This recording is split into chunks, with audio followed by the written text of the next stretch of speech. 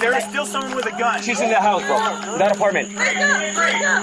Wake up, baby! Wake up! Is there any reason why anybody would have any video or anything like that of you saying like the N-word? I don't know where I hear a big bang. No, I came outside and I saw my first mom on the ground. Where's the gunshot? Here. I've been planning to do this for the longest time, bro. It's 8:50 p.m. A group of kids are playing outside on the street, just like any other night. That's until exactly 8:54, when a gunshot is heard. Police receive several 911 calls from around the neighborhood and swiftly send out a unit. Someone has just been shot and is in critical condition.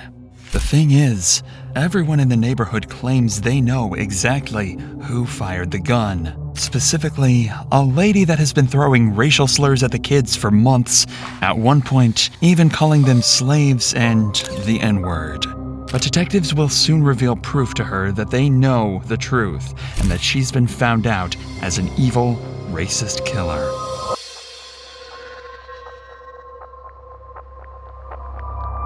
She said there's an old white lady. Do you have your trauma bag? There is still someone with a gun. She's inside. Okay. Where? Don't hurt me. Bro, where? Ex-military. She's in that house, bro. This first apartment. I need like a tour. Baby, wake up! Baby, wake up! That one right there. Wake up! Wake up! Wake up, baby! Wake up! Baby, wake up! Come on! Hey, baby, wake up! We need to do CPR real quick. Baby, wake up! CPR. Baby, wake up! Let me see. Do we have any pulse? We got a pole!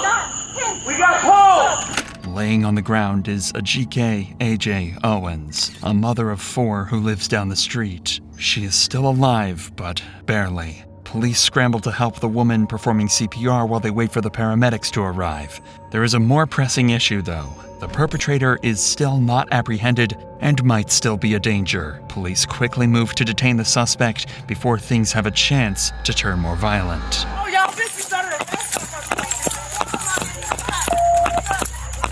I'm in front. Sheriff's office, come outside with your hands up! This is the Marion County Sheriff's Office, come outside with your hands up!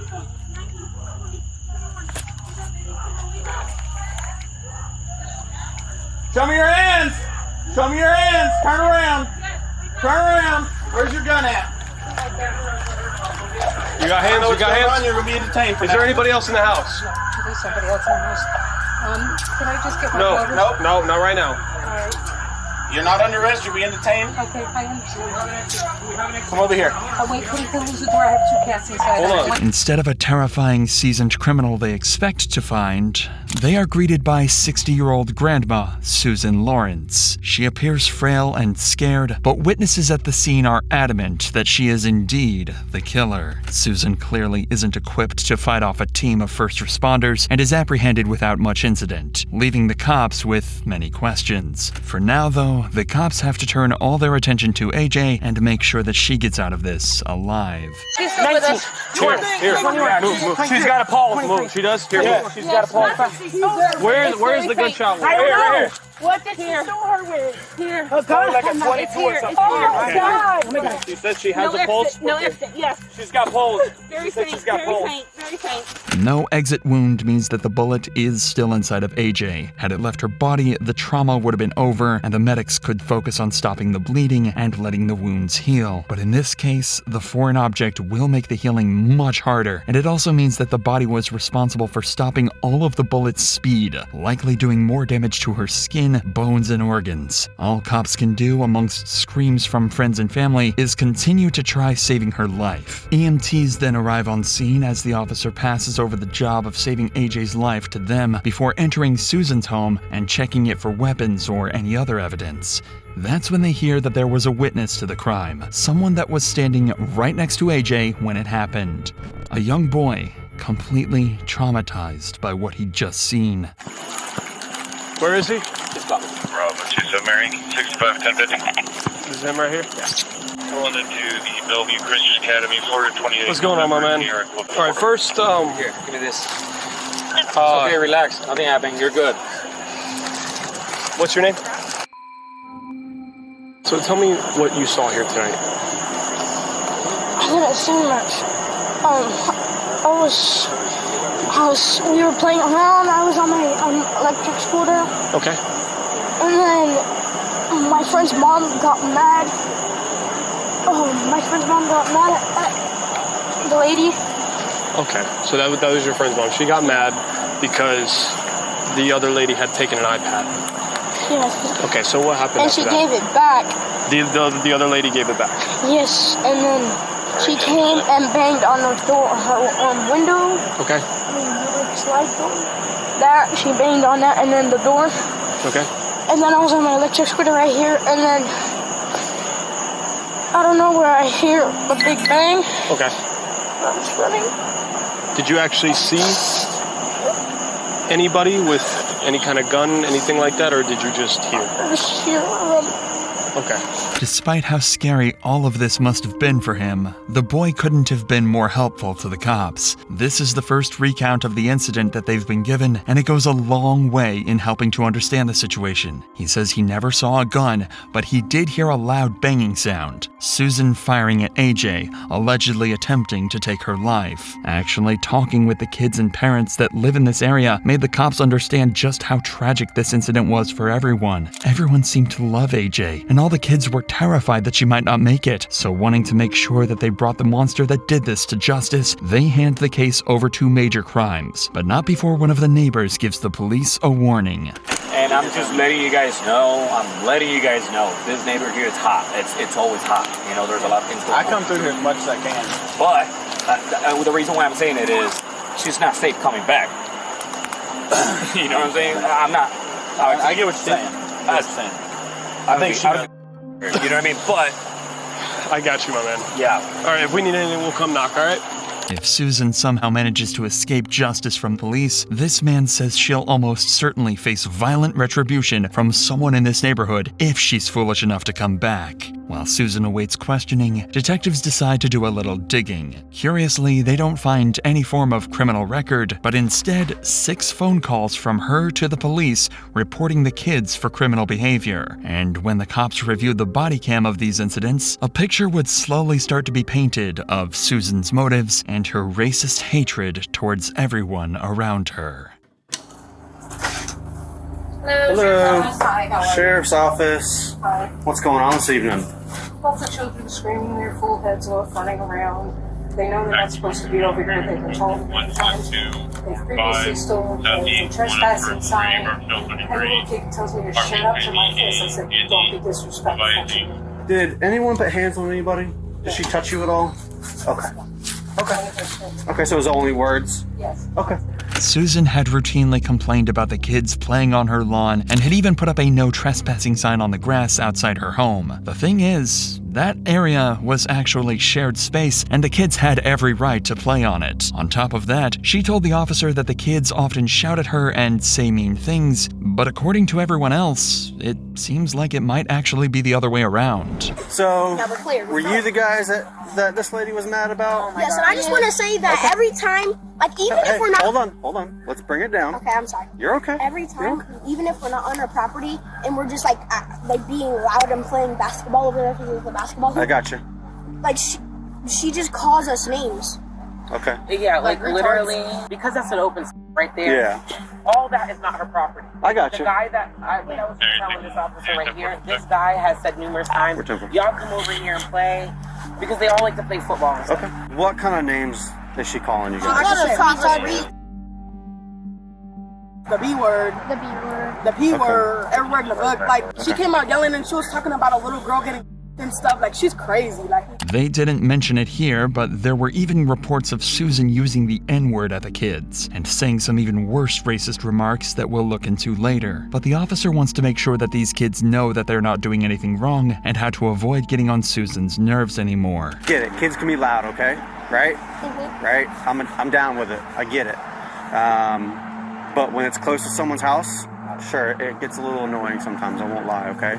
The kids were extremely respectful to the officers and all the other adults, and it's hard to imagine why someone like Susan would get this annoyed at them for simply having fun. But in reality, this abuse would last for another 6 months until the night that gunshot was fired.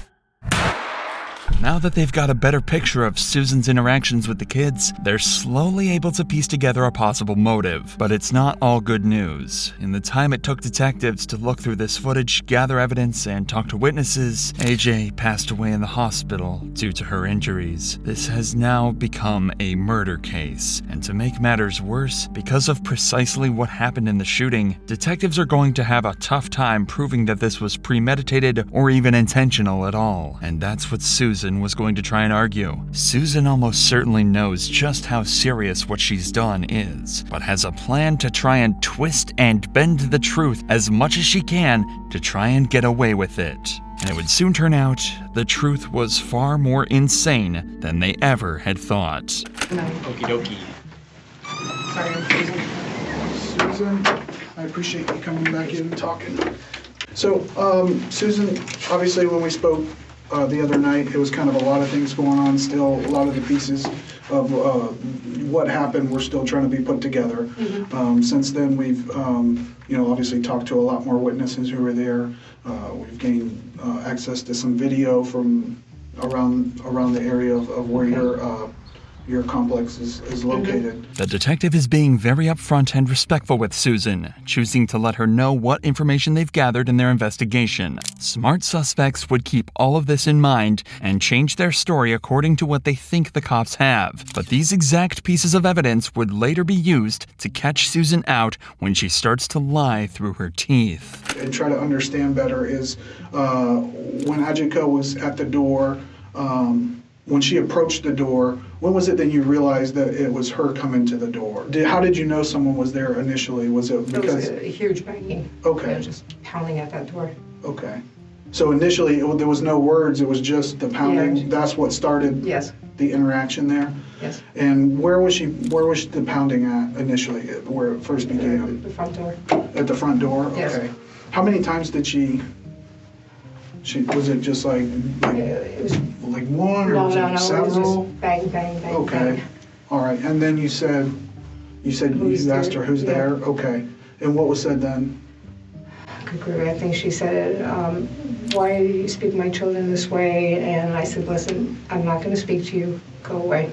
You know, if she had a problem, she should have called you guys. It seems as though this had all started after Susan had again shouted at AJ's kids. This time, though, she'd also throw various dangerous objects at them, taken one of their iPads, and allegedly used racial slurs. Throughout this interview, Susan will do everything she can to play the victim, and as she does so, she'll get tangled up in many lies and confusing statements. If she believes you should avoid confrontation and call the cops instead, why did she yell at the kids, take their possessions, and throw things at them? Already, things don't make sense, but the cops don't want to seem combative yet. That'll come later. Now, they want to focus on her past interactions with AJ. Pointing out that if AJ had never been violent with her before, what made Susan believe her life was in danger? Well, you said there was like the initial barrage of the pounding, and you said who's there, and she said, you know, what you said that, about not talking to her children that way. Yeah. And then you said it got quiet. So there was no banging, there was no words being said. Because I thought she went away. And then did she start yelling again first, or was there more banging? It was banging, it was yelling. I thought she was just going to break down the door. Okay. So, I mean, my heart was pounding, and I was like, she's really going to kill me. Susan then details her perspective of this whole thing. She says that she was in the kitchen when AJ came to the door for around 30 seconds, then she moved to the bathroom as things got quiet again. Then for the next 2 minutes after the knocking started again, she moved back to the kitchen and yelled at AJ for her to go away. From her perspective, this whole ordeal lasted somewhere between 2 and 5 minutes, and for the duration of this, she was absolutely terrified. When she started pounding on the door again and saying all that stuff to the point where you fired the gun, how long do you think that lasted? 2 to 5 minutes. 2 to 5 minutes. I don't know. Everything's kind of, it was a while. I mean, it was a while. I kept thinking, okay, you guys are going to show up, you know, because I had called earlier and no one was coming. I couldn't find my phone. And she was just banging and banging, screaming at me, telling me, I'm going to kill you, I'm going to kill you. I'm like, she's really going to kill me this time. That's all I kept thinking. She's literally going to come in this house and kill me. There was no escape.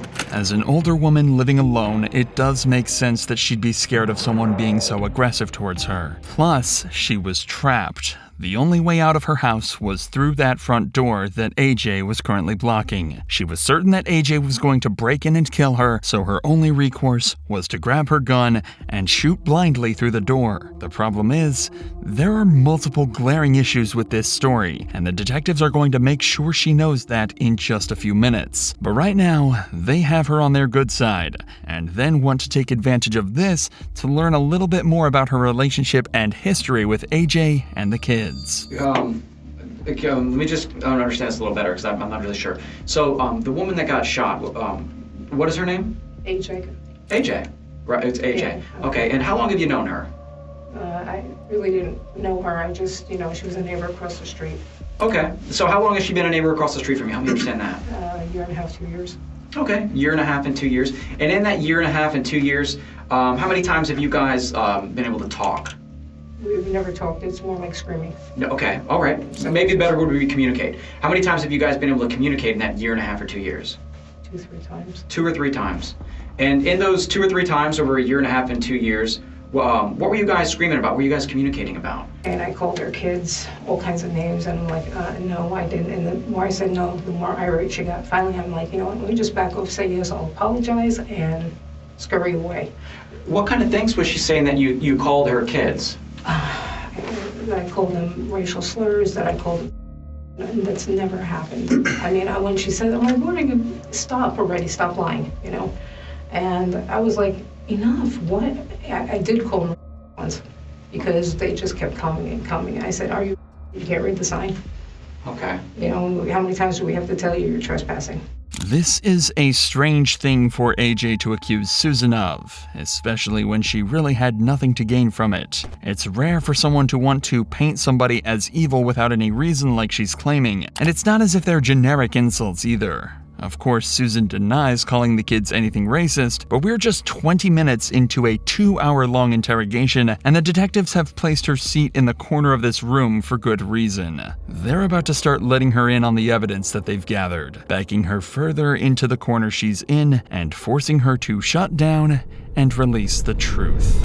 You said that you guys have yelled at each other 3 or 4 times in about a year and a half to 2 years, is that right? Yes. AJ, you've only had these arguments with her a few times, but what I'm confused about is that we're talking about her banging on it 3 times, and then there's the pause, and there's everything else you just described to Detective Stitt. And you said that this was the time that she was going to come and kill you. That's confusing to me because it sounds like you guys really didn't have any other times that she was going to come and kill you? No, she was saying she's going to kill me. I mean, she was verbalizing it. She was saying, I'm going to kill you. The detective has a great point. If AJ had never been violent towards her before, why immediately jump to thinking she was going to kill you, and with enough confidence to fire back too? Even if she was saying she was going to kill her, these days that's used far more as an expression of frustration and almost never carries any weight. The cops also recognize just how defensive she got here and decide to try pressing her even more. The racial statements that everyone's saying that you made, I mean, have you ever used the N-word and they're using it against you? Have you said it in passing or something? I have no idea. A judge actually signed an order to allow us to go into the phone and look over certain things that would assist in trying to identify the time frames of things that happened. And during the interviews where we were out there talking to other people who live in the neighborhood, they told us that there's been times where you go out and either create video, like record with videos, or take photographs of what the kids are doing in your area out there. So you know how anybody could have a phone or a device that's recording. So you would imagine, I'm sure the kids have phones out in the neighborhood. A lot of them have tablets that record video. You're referring to some of the racial statements that have been alleged. Where does that come from? Is there something more, like, did something happen in the past, or is it just something because these kids are just always, like, antagonizing you? When I was 12 years old, some girl in middle school thought I was some other girl. And it came down to where I was stuck in a phone booth, and at least 35 other people were around, all blacks. And so they ended up calling the police, and he had to disperse the crowd. Okay, and what wound up happening then? I mean, Anything? I had to leave school early every day. I couldn't be around. I couldn't do any extracurricular activities. I just had to be very careful at school. I mean, it sounds like there's been some issues that, I mean, is that something that's caused problems with you for the rest of your life? No, that doesn't. Okay. I don't believe so. Okay.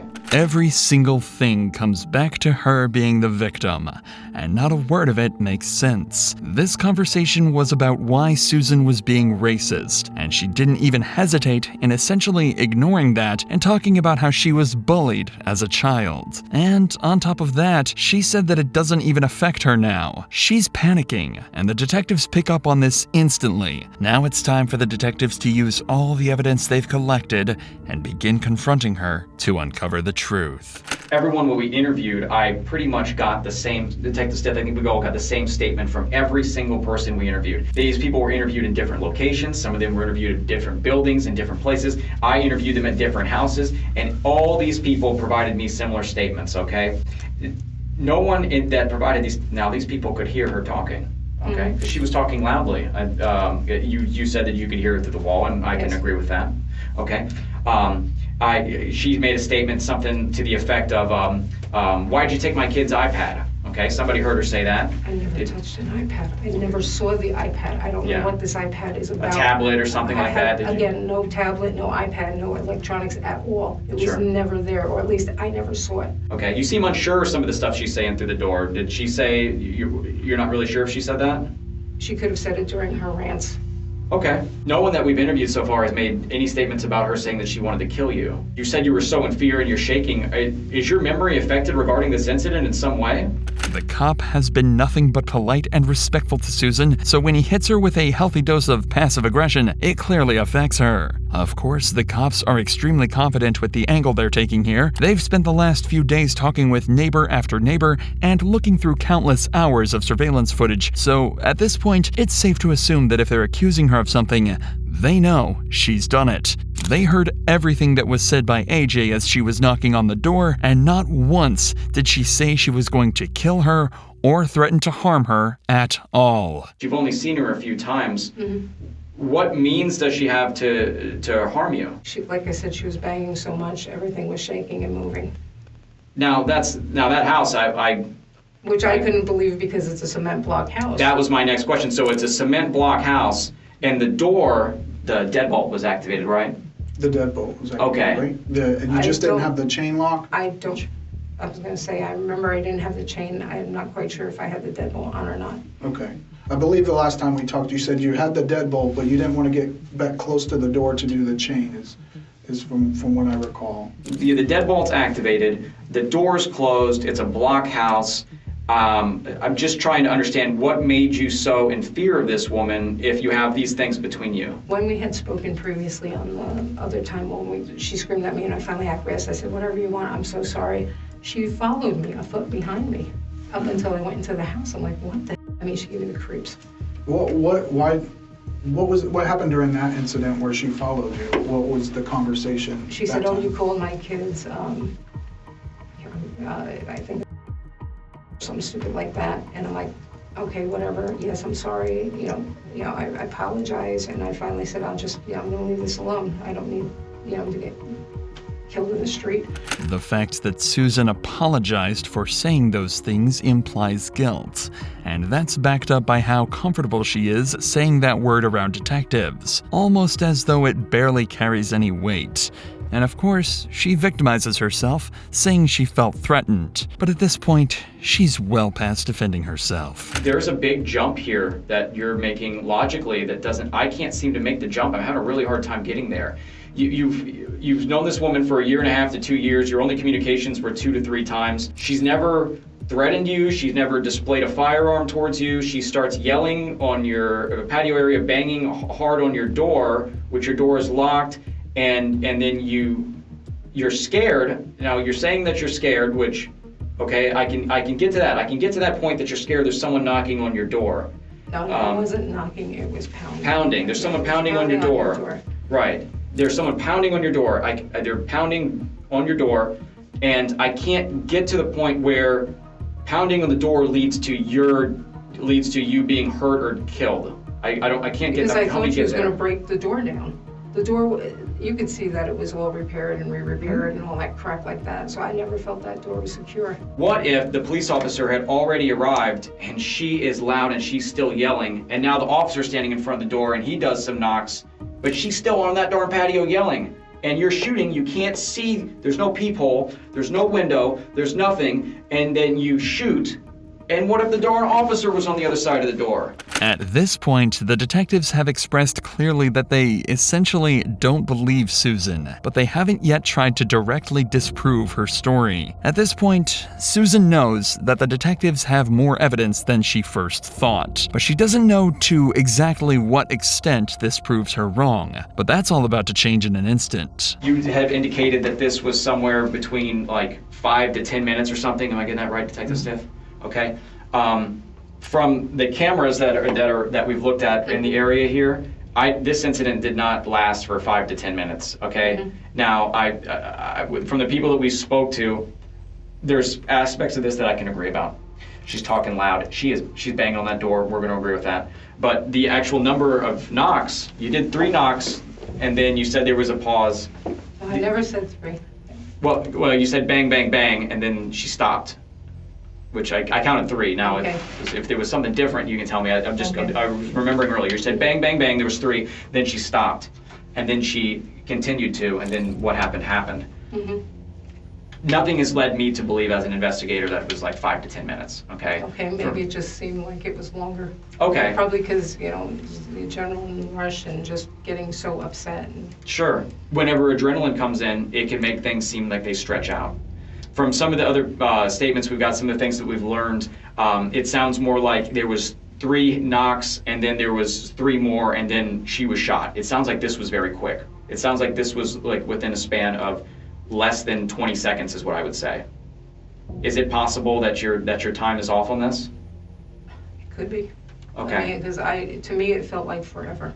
Okay. I'm worried that some of the prior experiences you've had in your life that we've talked about today, they are traumatic experience against you. When you were a kid, all those people coming and trying to get you, that there's something going on in your head. Are you not sure about some of the things we've talked about today? The truth is, it only took around 15 seconds from the moment AJ knocked on the door to the gunshot being fired. Susan took no time to consider anything. She didn't have the time to process the fear, to think about what was going on. She simply heard AJ was there, retrieved her gun, and fired blindly through the door. She didn't consider the ramifications of her actions, and it seems as though she just wanted her gone. But now the question remains, why did she decide to do this? Like in your head, during the panic, during all these thoughts, what did you feel that was going to happen? And she's going to come in there and beat the shit out of me until I was dead. Okay. I mean, that's what I felt. I mean, I don't understand why she came over my house. If there was all these issues and problems, why didn't she just call somebody? To me, that's what you would do if you're normal.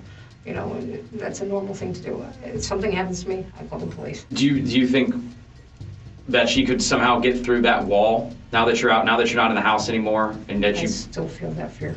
I just still feel she was coming at me. I'm sorry. It's what I feel. Okay. I've just, it's been playing in my head over and over again, and I just kept thinking of that and how terrified I was. It's clear she's attempting to claim self-defense, but the large number of eyewitnesses interviewed by the police makes this a far-fetched attempt. Was your goal to shoot and kill her? No. What was your goal? To shoot and hopefully, she'd hear the shot and dissipate. But you took aim at the door, is that right? Yes. Okay. And the goal was to strike the door and to dissipate it. The detectives then spend some time breaking down, theoretically, how AJ couldn't have broken through the door. Not only have the detectives had experience with this sort of thing in the past, citing full-grown men being unable to break down doors, but they also tested her door without the lock on it, and none of them were even able to get it to budge. They also then recap some other past incidents, taking the pressure off for a little while, before starting to talk about some other encounters she had with the kids. This is where we rejoin the interrogation with this simple question. Reason why anybody would have any video or anything like that of you saying like the N-word? Is there any reason why someone would have that? I have no idea. And if I did let it go, I'm sorry. I could have slipped out. Be honest with what context would it slip out, do you think? I mean, what would happen for you to say something like that? If they were being extraordinarily rude, or if they were just I was always taught the N-word meant that you were just being unlawful, you know, dirty, just, I don't know, generally not being pleasant. And in the times that you... I'm sorry. I think there's just a lot of other words that are, I believe, out there to describe those things as well. I mean, what is it in particular about that word or that... I never said the words, never. Okay. So I don't know why you keep coming back to this. Well, that's just what someone had mentioned, us, and like I said, no, never, you know, never uttered the that you words used the like, word... No. Absolutely not. Something like that. Is there any reason why anybody would have a video like that? Is there any reason why that would exist? No, there shouldn't be. Susan should know that it's pointless to deny these things at this point. The less she cooperates, the worse she's going to look. But now, it doesn't feel like there's any saving her. If we were to look through everything in your phone or your home desktop computer, is there anything kind of research on your internet history that would show that you've done research on like self-defense? Or have you ever heard of the term stand your ground? Yes. If you're familiar with Florida state law, you'll know about the stand your ground rule. In short, it says you're within your right to use lethal force if it's defending you from a violent attack. You have no obligation to retreat or hide first. The detective thinks that Susan was trying to exploit this rule, possibly citing a search that she may have made prior to the shooting. The problem is, this law only excuses you if it's reasonable to believe that you were in danger. That's why the detectives have put so much stress on if AJ could have gotten through the door, and if Susan thought she was armed or dangerous. Unfortunately for Susan, everything points to her guilt. We've interviewed other people that it was a very brief interaction, and then you shot them. Now, this wasn't a long siege. It wasn't a castle siege. It didn't last for 20, 30 minutes. It was 2 minutes. So you're trying to tell us that a reasonable person would shoot somebody for less than 2 minutes of making statements outside. That doesn't make any sense. So that I have to look on the scale here. Where is Susan? Did she plan this? Is she a cold-blooded killer that plans things?